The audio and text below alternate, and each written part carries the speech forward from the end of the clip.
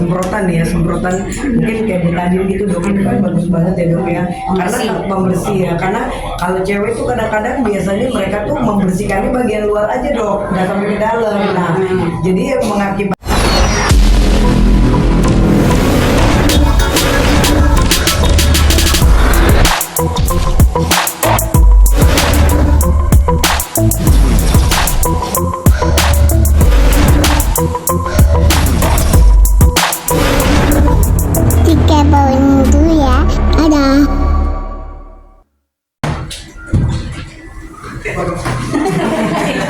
Selamat siang Kak.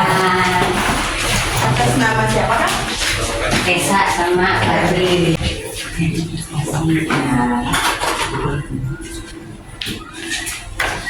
Ya nih, nulis sambil nulis nih. Ya ala-ala. Udah kali. Dari pemeriksa itu adalah nggak nemu si mulut rahimnya, jadi dia asal ambil aja, tapi nggak sampai ke mulut rahimnya. Entah ya kayak diambil lendir vaginanya, harusnya kan memang lendir di mulut rahim. Gitu. Jadi si kanker rahim itu emang awal mulanya itu dari sini dulu, dari kanker rahim ini, dan emang dia tuh nggak bisa dideteksi lewat darah, jadi memang harus lewat pap smear. Nah kalau nggak diatasin lama-lama, jadi infeksinya kan akan naik ke atas. Oke Kak Tessa, Kak Berbi, mungkin kegiatannya hari ini di Johan Eksklusif Klinik 3. Kita pernah menikah dan juga punya anak, jadi seharusnya lebih concern sama kesehatan pribadi kita. Nah makanya kenapa saya hari ini melakukan pap smear untuk mendeteksi lebih dini untuk kanker serviks ya dok ya. Ya ini adalah salah satu cara kita sebagai ibu-ibu supaya kita lebih concern lagi sama kesehatan kita. Karena kan sekarang pemerintah juga sedang mengkampanyekan nih ya, untuk kesehatan kanker serviks supaya kita juga lebih rajin pap smear gitu. Dokter bisa dijelaskan tentang bahaya kanker serviks dan penyebabnya kanker serviks itu seperti apa? Kalau untuk penyebab kanker serviks itu sendiri namanya virus HPV atau Human Papilloma Virus, yang memang secara kebanyakan itu ditularkannya melalui hubungan seksual gitu. Kalau untuk bahaya dari kanker serviks ya bahaya kanker ya, yang seperti kita tahu kalau nggak dideteksi dari awal ya pasti kan nanti akan berujung ke kematian gitu. Dan pencegahannya seperti apa? Pencegahannya yang pertama deteksi rutin melalui pap smear, kemudian yang kedua dengan vaksinasi kanker serviks. Kak Berbi sama Kak Tessa mungkin ini untuk yang pertama kali atau sudah berapa kali ngelakuin? ya kalau kayak aku udah pernah pap smear sebelumnya, dan sudah pernah divaksin. Cuman kan memang vaksin itu kan ada masa jangka waktunya ya dok ya, itu biasanya katanya kan sampai 20 tahun Ya, per 10 sampai 20 tahun sih. Yes. Jadi ini udah lewat dari 10 tahun, makanya aku juga harus diulang untuk vaksinnya sendiri. Tapi kalau pap smear itu memang kita sebagai wanita harus rutin ya, minimal 6 bulan sekali ya dok? Iya, minimal paling cepat sih 6 bulan. Tapi kalau kita di sini di Johar Eksklusif Klinik ini, karena kita sudah pakai pap smear yang lebih akurat gitu ya, metodenya lebih canggih dibanding pap smear konvensional itu, dia paling lama pengulangannya itu 2 tahun sekali. Iya, pakai apa itu namanya? Tin prep pap test. Akurasinya berapa? Keakuratan itu sekitar 98% dibanding pap smear konvensional. Kalau konvensional itu hanya 60%. Jadi makanya itunya pengulangannya dia lebih cepat. Kalau yang konvensional sekitar 6 bulan sekali gitu. Ya kenapa kita tertarik, saya sama Barbie tertarik untuk pap smear di tempat ini, di klinik ini, karena mereka pakai metode yang bisa mendeteksi lebih akurat. Kalau kita bisa tahu secara dini 98% itu rasanya kan lebih gampang untuk mencegah gitu ya dok ya, benar ya dok ya. Kayak saya pap smear itu saya berusaha untuk rutin karena memang itu sangat penting untuk kesehatan kita, untuk kondisi kita sebagai wanita. Kemudian saya juga udah vaksin HPV itu ya dok, sama anak saya juga udah boleh. Karena dari umur berapa dok kalau cewek? Umur 9 tahun. 9 tahun. Jadi kalau ibu-ibu semua punya anak cewek dari umur 9 tahun udah boleh tuh dikasih vaksin HPV. Karena memang kalau saya juga berdua sama anak saya yang cewek juga udah melakukan, karena ya kita lihatlah banyak banget gitu ya kasus-kasus untuk kanker serviks itu kan udah marak banget gitu, dan itu bisa dicegah sebenarnya dan bisa diobati benar ya dok ya. Bisa deteksinya dini, jadi benar-benar bisa hilang sama sekali kan dok ya. Tuh. Tapi kalau selain pap smear buat Kak Tessa sama Kak Barbie, ada nggak sih kegiatan lainnya lah yang untuk mencegah si kanker serviks itu? Misalnya dari pola hidup sehat atau gimana? Ya itu pasti ya, pola hidup sehat. Kayak dokter tadi cek bagian pribadi saya ya dok ya. Malu saya jadi.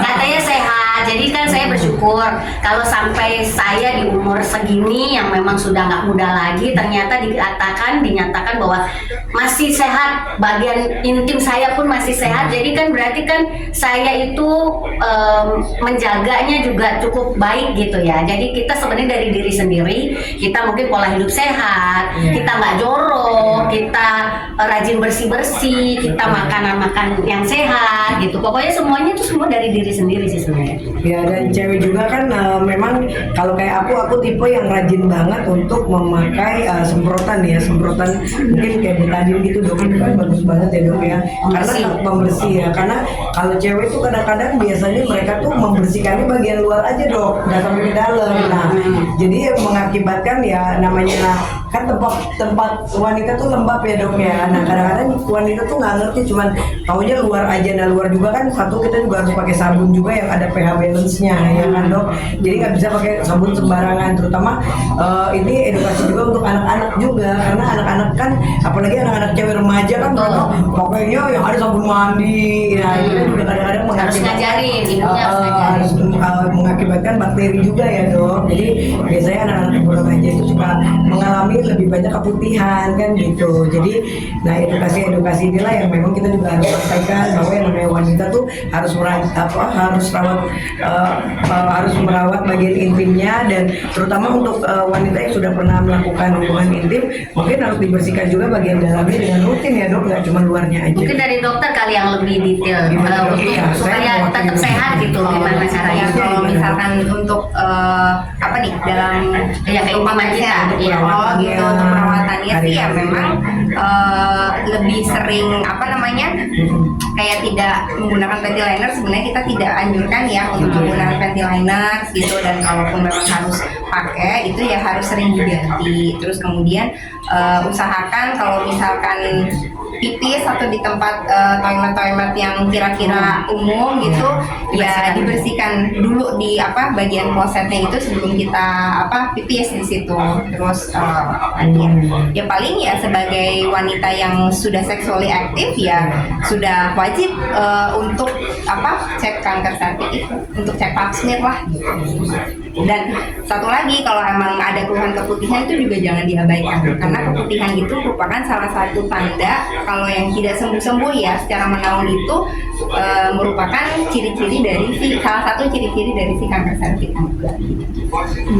Tapi sebetulnya kanker serviks ini bisa disembuhin nggak sih dok? Maksudnya ketika pasien udah terlanjur sakit gitu. Kalau misalkan stadiumnya sudah agak lanjut ya mungkin kecuali kalau dia sudah ada penyebaran ya ke organ-organ yang lain mungkin agak susah. Tapi kalau misalkan dia masih stadium dini sih masih banyak yang masih bisa disembuhkan. Sembuh total bisa dok? Insya Allah bisa. Tuh, kalau sembuh total bisa, berarti untuk semuanya, terutama wanita, harusnya lebih rajin lagi untuk mengecek dengan salah satunya pap smear ya dok ya. Karena ternyata bisa benar-benar sembuh nih kalau benar-benar terdeteksi secara dini banget. Betul. Ya, benar dok. Iya. Di mana? Di Johar Clinic Center. Eksklusif klinik. Johar eksklusif klinik. Di Menteng Gondangdia. Menteng Gondangdia, Jakarta Pusat. Tessa dan jadi berarti begitu penting ya ini sendiri ketika nanti kalian berdua mungkin akan sebelumnya akan menikah lagi, itu begitu penting ya. Oh iya benar. Ya bukan karena mau nikah lagi juga gitu, tapi kan namanya perempuan itu tetap penting gitu, karena ya itu tadi yang sudah aktif seksualnya itu atau mungkin ibu menikah semuanya itu karena buat diri sendiri sih, karena kita kan sangat-sangat rentan gitu loh kalau misalnya kita nggak pernah cek terus kita sakit, itu benar-benar nggak enak. Dan kalau ibu sakit ya di dalam rumah itu pastilah langsung semuanya nggak enak gitu kan, karena kan ibu ini kan sebagai sumber untuk di rumah, maksudnya kita yang ngurus ngerawat anak-anak. Kalau kita sendiri sakit gimana caranya gitu. Jadi untuk diri sendiri aja lah, bukan karena kita misalnya ya kalau saya sendiri bukan tujuan utamanya karena mau menikah lagi, tapi kan itu juga penting gitu buat diri sendiri gitu. Tapi pernah punya pengalaman nggak mengenakan nggak sih dengan masa wanita seperti itu? Pernah, saya pernah waktu itu sebulan saya haid 2 kali. Nah itu sampai saya cek, ternyata itu masih normal kata dokter ya. Mungkin karena stres, karena pikiran. Tapi ternyata itu ya kan kita pasti aneh kan, itu kok dalam 1 bulan saya bisa kena dapat haidnya 2 kali gitu. Nah itu ternyata ada dari pikiran juga gitu. Selain itu sih nggak ada lagi. Nggak tahu kalau Barbie. Iya, kalau aku sih pernah juga 1 bulan mens 2 kali. Jadi kalau tadi menyikapi pertanyaan yang tadi, ya kita kan harus mencegah kanker serviks itu karena kita nggak tahu, apalagi ya kalau yang udah menikah kan kita tetap harus menjaga juga ya, namanya pasangannya dok ya. Kita nggak tahu misalnya suami kita itu dengan siapa, bagaimana kan kita nggak tahu. Jadi apapun itu, menikah pun ataupun buat cewek-cewek yang mungkin sudah pernah melakukan kegiatan seksual tapi tidak menikah pun itu lebih penting lagi ya dok, karena sekarang banyak banget penyakit ya kan, apalagi waduh pokoknya kondisinya sekarang ini memang untuk perempuan harus benar-benar pintar ngerawat diri dan harus rutin ke dokter. Itu aja sih yang paling penting gitu. Kalau menurut saya sih jangan diabaikan, Jangan meskipun diabaikan. ini di dalam, tapi bagian intim itu sangat penting buat Penting banget, wanita. karena Jangan perempuan berat diabaikan. banget kalau udah sampai kena kanker serviks gitu. Mungkin aku bisa cerita kayak adik aku juga sempat kena juga, udah stadium 2. Jadi ya kalau keputihan itu banyak banget dok, sampai keluar hijau-hijau itu sampai jatuh-jatuh di lantai gitu loh. Nah itu aku nggak tahu tuh, dia mungkin dari dulu kan didiemin tahu udah stadium 2 gitu loh. Dan sempat apa ya, kalau udah lagi keluar keputihan itu katanya lemes banget loh, sampai segitu parahnya ya. Nah itu mungkin nanti aku juga akan mengimbau dia juga ya, biar bisa diperiksa juga. Karena jangan kelamaan. Stadium 2 gimana tuh dok? Masih bisa? Nah kalau itu nanti kan harus dicek dikonsultasi lagi, ya, harus benar. sama OBGYN atau onkologi ya. Udah harus cepet-cepet tuh kalau udah sampai kayak gitu, udah peringatan berat gitu kan. Makanya ya aku sama Tessa kan, mumpung kita juga alhamdulillah kita tipe cewek yang rajin ya. Jadi nggak cuma perawatan muka, badan Ya, bukan gitu. luar aja, tapi Luar dalam aja, juga tapi kita dalamnya rawat. juga harus. Jadi untuk laki-laki, untuk semua pria-pria yang ada di sana, Kita merawat diri. terjamin nih. Terjamin ya kan. Beda nih yang ibu yang suka perawatan luar dan dalam, sama yang luarnya aja tuh beda banget gitu. Berarti sekaligus nyari jodoh ya di luar ya? Oh iya, Ya kalau saya cari jodoh lagi, Iya. karena kan kemarin baru dimali. Kawin 1 Dia bulan, jadi curhat. iya baru kawin 1 bulan dia ditinggal kabur ya. Iya, kalau Tessa Apa ya, kalau saya pokoknya udah berapa lama? ya ini udah 1 dekade kayaknya gue ya. Benar. Tapi ya yang penting semuanya udah tahu bahwa kita ini masih terjamin bahwa kita sehat ya kan, berkualitas ya kan. Jabar, jaga berkualitas. Berarti misalnya bayar mahal tapi untuk invest ke diri sendiri itu Iya. worth it kan? Oh, pasti worth it, banget. pasti worth it banget, karena itu bukan buat diri sendiri, kita buat anak-anak, buat keluarga, buat di sekitar kita. Jadi memang semuanya penting gitu.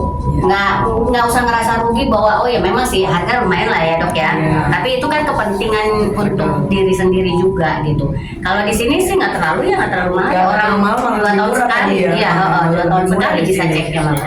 Dan akurasinya sangat mendekati sempurna. 98%. Dari dia gimana pendapatnya? Iya, karena menurut aku, apalagi aku habis perawatan banget ya. Jadi nggak cuma luar dan dalam aja, emang total semuanya apa aja kalau bisa yang dirawat, ya nggak bisa dirawat aja harus bisa dirawat gitu. Apalagi bagian intim dalam itu penting, karena cewek itu jujur aja kalau kita jorok sedikit, misalnya kita buang air kecil, tapi misalnya basah gitu lembab, itu juga kan nggak enak banget. Jadi aku benar-benar harus tetap kering, harus tetap bersih, dan nggak sembarangan memilih sabun untuk cuci dan dan memang harus disemprot sih, minimal sehari sekali tuh pasti harus ada disemprot itu. Jadi bagian dalam yang nggak cuma ini aja, itu pun beda banget rasanya gitu. Jadi karena cewek kan rentan keputihan, rentan yang lembab. Nah ini yang harus penting, aku paling nggak bisa tuh. Jadi aku emang tipe cewek yang bersih banget gitu, nggak yang cuman sekilas info. Soalnya cewek tuh suka kadang yang penting bersih aja, nggak ngerti bersih maknanya itu seperti apa. Karena sedikit kita misalnya lembab dikit, cewek mungkin ada bau nggak enak apa, itu kan penting banget gitu. Nah cewek kadang-kadang suka nggak ngerti, jangan sampai kan nanti akhirnya jadi kena penyakit gitu aja sih. Oke.